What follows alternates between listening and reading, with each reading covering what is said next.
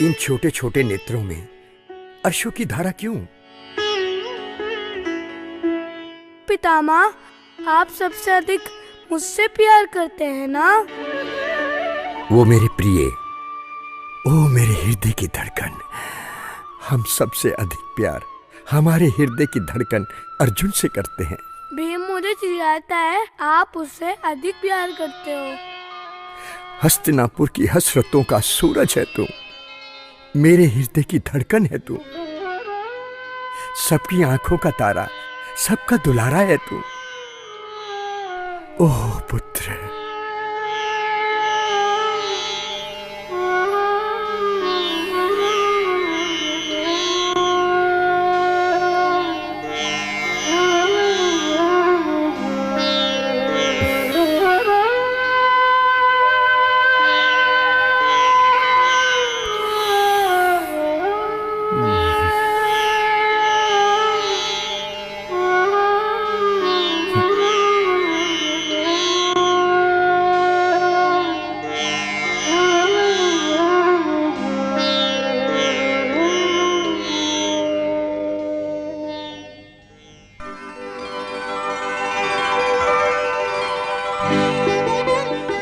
अर्जुन जी गुरुदेव।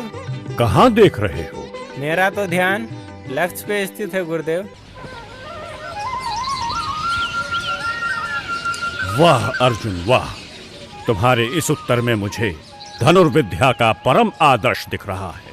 इसलिए मैं तुम्हें आशीर्वाद देता हूं कि तुम सर्वश्रेष्ठ धनुर्धर बनो।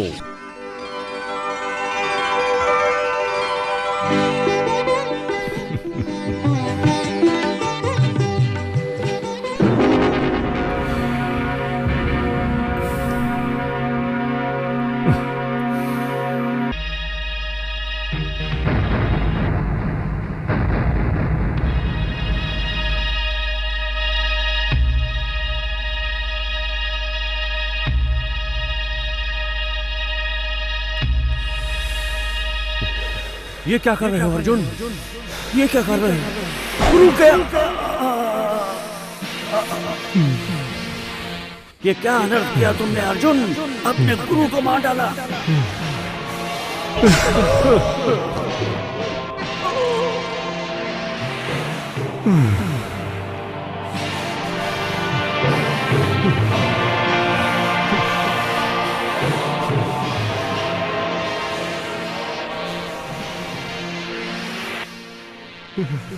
क्या हुआ पार्थ? तुम इतने परेशान और व्याकुल क्यों दिख रहे हो? हे माधव, युद्ध के लिए अपने सामने खड़े अपने ही लोगों को देखकर मेरे शरीर के अंग कांपने लगे हैं। मेरा मुख सूखा जा रहा है। मेरे धनुष की पकड़ ढीली पड़ती जा रही है। अपने पूजनीय पितामह भीष्म, जिनके हृदय से लगकर मैं खेला करता था, उन्हीं हृदय पर बाण कैसे चलाऊं केशव, कैसे? जिनके हाथों ने मुझे बाण चलाना सिखाया है, उन्हीं गुरु द्रोण पर बाण कैसे चलाऊं केशव, कैसे? हे मधुसूदन, जिन प्रियजनों के साथ हम अपनी विजय का उत्सव मनाना चाहते हैं, राज्य का सुख भोगने की कामना करते हैं, चाहे वो गुरुजन हो या पितृगण और चाहे पितामह, उन लोगों का वध करके भला कैसा राज्य और कैसा सुख? पूरी पृथ्वी तो क्या, इसके बदले तीनों लोक ही क्यों ना मिल जाए। मैं लोगों से नहीं लड़ना चाहता मधुसूदन, नहीं लड़ना चाहता। हे माधव, उन्हें भले ही लोक वशकुल हत्या में पाप दिखाई न दे रहा, पर मुझे तो दिखाई दे रहा है। कुल क्षये प्रणशंति कुल धर्मा सनातना, धर्म नष्टे कुलम कृत सन्न धर्मो अभिभवत्युत, अधर्मा विवात कृष्ण प्रदुषंति कुल स्त्रिय, स्त्रीषु दुष्टाशु वाशर्णेय जायते वर्ण शंकर कृष्ण। वाषण्ये जायते वर्ण संकर। हे मधुसूदन, कुल का नाश होने पर सनातन कुल परंपरा नष्ट हो जाती है और शेष कुल अधर्म में प्रवृत्त हो जाता है। इस प्रकार अधर्म से दूषित स्त्रियां अवांछित संतानें पैदा करती हैं, जिससे कुल धर्म और जाति धर्म दोनों ही नष्ट हो जाते हैं। मधुसूदन, ओह, कितने आश्चर्य की बात है ये कि हम राज सुख भोगने की कामना से प्रेरित होकर अपने ही संबंधियों को मारकर कुल विनाश पर तुले हुए हैं। मधुसूदन, कुल विनाश पर तुले हुए हैं। नहीं मधुसूदन, नहीं, मैं ये युद्ध नहीं कर सकता माधव, मैं ये युद्ध नहीं कर सकता, मैं ये युद्ध नहीं कर सकता।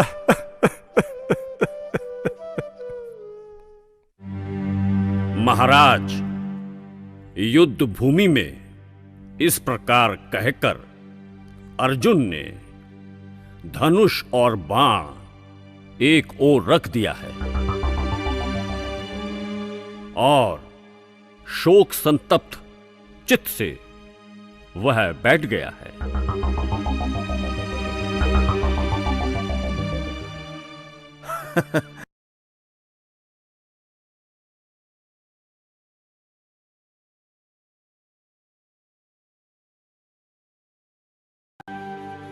प्रभु, मैं त्याग का उद्देश्य जानना चाहता हूं।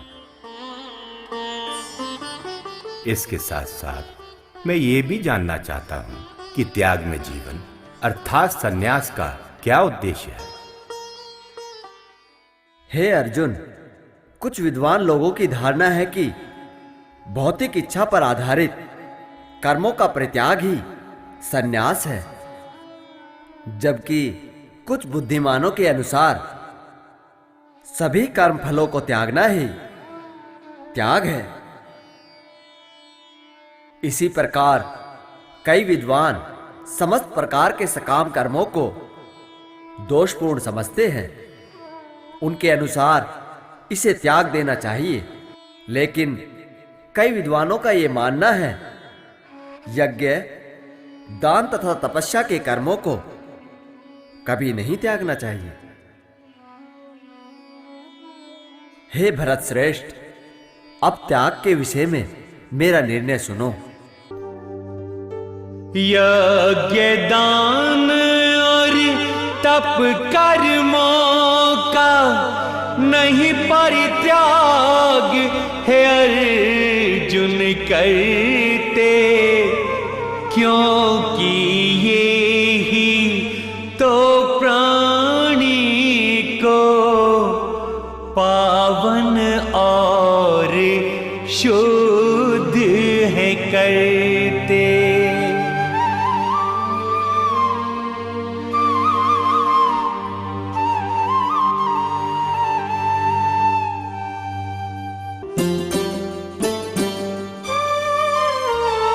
मोहवश यदि कोई कर्मों को त्यागे, त्याग वो तामसी है कहा जाता।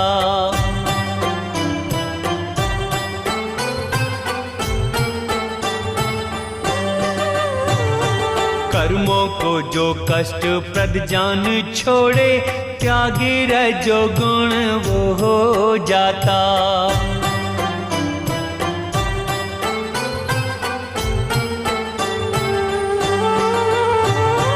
कर्मों को जो कर्तव्य समझ के, कर्मों को जो कर्तव्य समझ के हे अर्जुन करता रहता है, ऐसा श्रेष्ठ त्यागी है अर्जुन, सात्विक त्यागी कहलाता है। त्यागियों में श्रेष्ठ त्यागी वो अर्जुन, मुझ परमात्मा को पा जाता है। शास्त्रानुसार त्याग 3 प्रकार के होते हैं। यज्ञ, दान तथा तपस्या के कर्मों का कभी परित्याग नहीं करना चाहिए, उन्हें अवश्य संपन्न करना चाहिए। इसमें कोई संदेह नहीं कि यज्ञ, दान तथा तपस्या महात्माओं को भी शुद्ध बनाता है। इन सारे कार्यों को किसी प्रकार की आसक्ति या किसी फल की इच्छा किए बिना संपन्न करना चाहिए। हे पृथापुत्र, इन्हें कर्तव्य समझकर संपन्न करना चाहिए। यही मेरा अंतिम मत है। हे अर्जुन, निर्दिष्ट कर्तव्यों को कभी नहीं त्यागना चाहिए। यदि कोई मोहवश अपने नियत कर्मों का परित्याग कर देता है तो ऐसे त्याग को तामसी कहा जाता है। जो व्यक्ति अपने नियत कर्मों को कष्टप्रद समझकर या शारीरिक कलेश के भय से त्याग देता है, उसके लिए कहा जाता है कि उसने ये त्याग रजोगुण में किया है। ऐसा करने से कभी त्याग का उच्च फल प्राप्त नहीं होता। हे अर्जुन, जब मनुष्य अपने नियत कर्मों को कर्तव्य मानकर करता है और समस्त भौतिक संगति तथा फल की आसक्ति को त्याग देता है, उसका त्याग सात्विक कहलाता है। सतोगुण में स्थित बुद्धिमान त्यागी, जो ना तो अशुभ कर्मों से घृणा करता है और ना ही शुभ कर्मों से लिप्त होता है, वो कर्म के विषय में कोई संशय नहीं रखता। निसंदेह किसी भी देहधारी प्राणी के लिए समस्त कर्मों का परित्याग कर पाना असंभव है, लेकिन जो कर्म फल का परित्याग करता है वही वास्तव में त्यागी कहलाता है। जो त्यागी नहीं होते उन्हें 3 प्रकार के कर्म फल मृत्यु के पश्चात प्राप्त होते हैं। वो हैं इच्छित, अनिच्छित तथा मिश्रित कर्म फल। लेकिन जो सन्यासी होते हैं उन्हें ऐसे फल का सुख दुख भोगना नहीं पड़ता।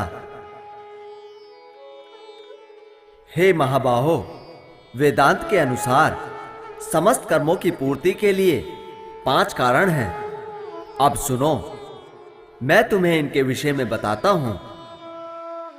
कर्म का स्थान अर्थात शरीर, कर्ता, विभिन्न इंद्रियां, अनेक प्रकार की चेष्टाएं तथा परमात्मा, ये 5 कर्म के कारण हैं। मनुष्य अपने शरीर, मन या वाणी से जो भी उचित या अनुचित कर्म करता है वो इन 5 कारणों के फलस्वरूप होता है। इसीलिए जो इन 5 कारणों को ना मानकर अपने आप को ही एकमात्र कर्ता मानता है, वो निश्चय ही अधिक बुद्धिमान नहीं होता और ना ही वस्तुओं को सही रूप में देख सकता है। देह इंद्रियां करता चेष्टाएं व परमात्मा 5 कर्म के कारण।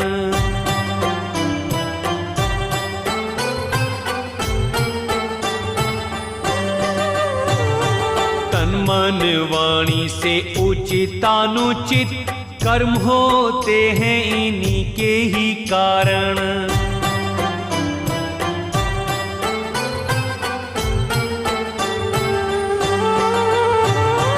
जो अपने को ही कर्ता माने, जो अपने को ही कर्ता माने और इन कारणों को नहीं माने, अर्जुन समझो वो मूर्ख है प्राणी, मुझ परमेश्वर को ना वो जाने। अर्जुन समझो वो मूर्ख है प्राणी, मुझ परमेश्वर को ना वो जाने। जो मिथ्या अहंकार से प्रेरित नहीं है, जिसकी बुद्धि बंधी नहीं है, वो इस संसार में मनुष्य को मारता हुआ भी नहीं मारता, ना ही वो अपने कर्मों से बंधा होता है। हे अर्जुन, अब मैं तुम्हें बताता हूं कि प्रकृति के 3 गुणों के अनुसार ही ज्ञान, कर्म तथा कर्ता